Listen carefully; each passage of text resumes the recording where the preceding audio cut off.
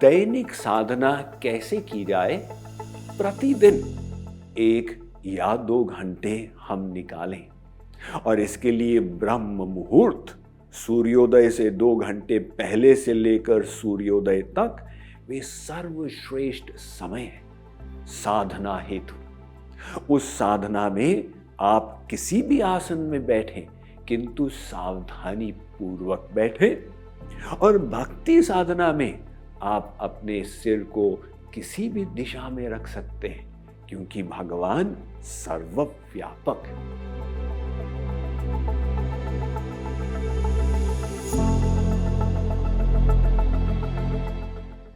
अब इसके आगे प्रश्न पैदा होता है कि वो साधना में हमें करना क्या है। तो देखिए, नवधा भक्ति विख्यात भागवत में लिखी गई और इसी को महत्व दिया गौरांग महाप्रभु ने, वल्लभाचार्य ने। प्रहलाद महाराज कहते हैं श्रवणम कीर्तनम विष्णु स्मरणम पाद सेवनम अर्चनम वंदनम दास्यम सख्यम आत्मनिवेदनम। ये नवधा भक्ति। तो आप नवधा भक्ति में कोई भी भक्ति करें, किंतु एक भक्ति अवश्य करनी पड़ेगी, और वो कौन सी है? स्मरणम। मन से भगवान का स्मरण करना। यदि वो हम स्मरण को छोड़ दिए तो बाकी जो कर रहे हैं वो तो फिजिकल ड्रिल हो गई। जय जगदीश हरे। भगवान कहते हैं भाई देखो, अगर तुम शरीर से आरती कर रहे हो और मन से सोच रहे हो कि बच्चा परेशान है, बच्ची परेशान है, तो मैं तुम्हारे शरीर को नहीं, तुम्हारे मन के कार्य को देखूंगा। अतः मन से भगवान का स्मरण करना अति अनिवार्य है। जैसे विद्यार्थी लोग परीक्षा में जाते तो कई बार ऐसा लिखा हुआ आता है क्वेश्चन पेपर में, निम्नलिखित 10 प्रश्नों में से कोई 4 प्रश्नों का उत्तर दे दो, किंतु पहले प्रश्न को उत्तर देना आवश्यक है। अब विद्यार्थी ने उस इंस्ट्रक्शंस को ध्यान से नहीं पढ़ा, उसको छोड़ दिया, अब वो उसके नंबर वहां माइनस हो गए। तो वो तो नंबर माइनस हुए। और यहां पर भगवान कहते, अगर तुम शरीर से भक्ति कर रहे थे और मन को संसार में रखे थे, तो ये 0 में गुणा हो रहा था। 0 गुणे 0 बराबर 0, 0 गुणे लाख बराबर 0, 0 गुणे करोड़ बराबर 0। तो ये मन से स्मरण करना, इसी में लोगों को समस्या आती। कुछ लोग को तो कहते हैं स्वामी जी बाकी सब भक्ति हो जाती है, ये हमसे नहीं होती।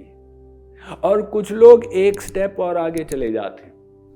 वे कहते हैं कि जब मैं संसारी कार्य करता हूं तो मन लगा रहता है, लेकिन जब मैं भक्ति साधना के लिए बैठता हूं, मन ऐसा संसार में घूमने लगता है, ऐसे ऐसे विचार आते हैं जो दिन भर नहीं आ रहे थे।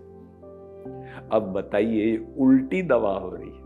संसारी कार्य करते समय तो फोकस है और भक्ति करने में मन उच्छृंखल हो गया। ऐसा होता है ना? क्यों होता है? क्योंकि आप जब संसार में कार्यरत थे, आप मन को लगाए हुए थे, और जब भक्ति के लिए बैठे मन को खाली छोड़ दी, इंद्रियों से करने लग गए पूजा इत्यादि या पाठ मंगल भवन मंगलहारी। मन कहता है देखो मैं खाली नहीं रहूंगा, या तो मुझे कोई कार्य दो, वरना मैं स्वयं खोज लूंगा। अतः उस साधना में मन को कार्य देना है। क्या कार्य? भगवान का रूप ध्यान। ऐसा करने से मन को टिकाने की आधारशिला मिल जाएगी। ये जो महापुरुष लोग हैं, उनका रूप ध्यान ऐसा सिद्ध है कि उनके आंखों में उनके इष्ट देव की छवि समाई हुई। अब वे जहां देखते हैं उनको अपने श्याम सुंदर, अपने सीताराम ही दिखते हैं। इसी के अनुसार हनुमान जी कहते हैं, सिय राम मैं सब जग जानी, करऊं प्रणाम जोरी जुग पाणी। कहते मैं तो सब में सीताराम देखता हूं, तो मैं हाथ जोड़ के सबको प्रणाम करता हूं।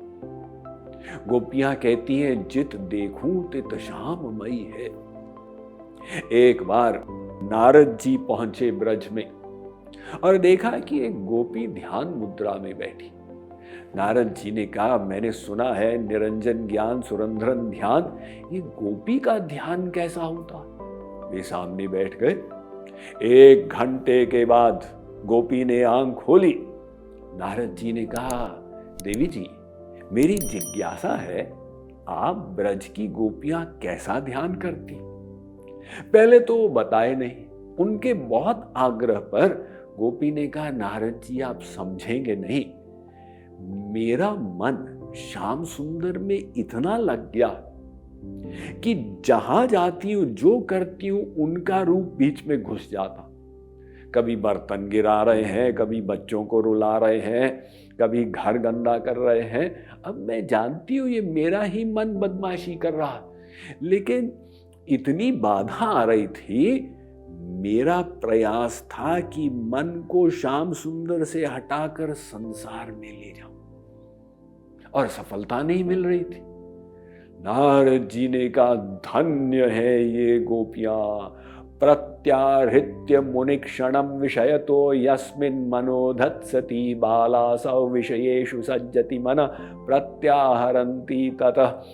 बड़े बड़े योगी मुनि प्रयत्न करते हैं अपनी समाधि में अंतःकरण की उपाधि पर मन को संसार के विषयों से हटाकर भगवान में केंद्रित करें। और इस गोपी का फोकस भगवान में ऐसा तीव्र हो गया कि उल्टा अभ्यास कर रही है और सफलता नहीं मिल रही। धन्य है ये भक्ति।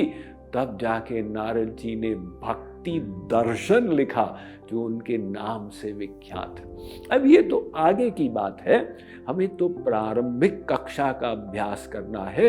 आंख बंद करके अपने इष्ट देव को सामने लाएं, मन चाहे लीलाएं करें उनके साथ, और मन ही मन उनकी सेवा करें। देखिए, मूर्ति की पूजा गलत नहीं, लेकिन उसमें अनेक आडंबर है। अब मान लो आप अपने घर में गोपाल जी की भक्ति करते हैं और आपको अब यात्रा में जाना है, बद्रिकाश्रम इत्यादि, तो प्रश्न पैदा होता है कि ठाकुर जी को साथ में ले जाएं कि यहाँ छोड़ दें। अब साथ में ले जाएंगे, एक ही तो सूटकेस है, उसमें जूते भी पैक हैं, तो क्या ठाकुर जी को साथ में पैक करेंगे?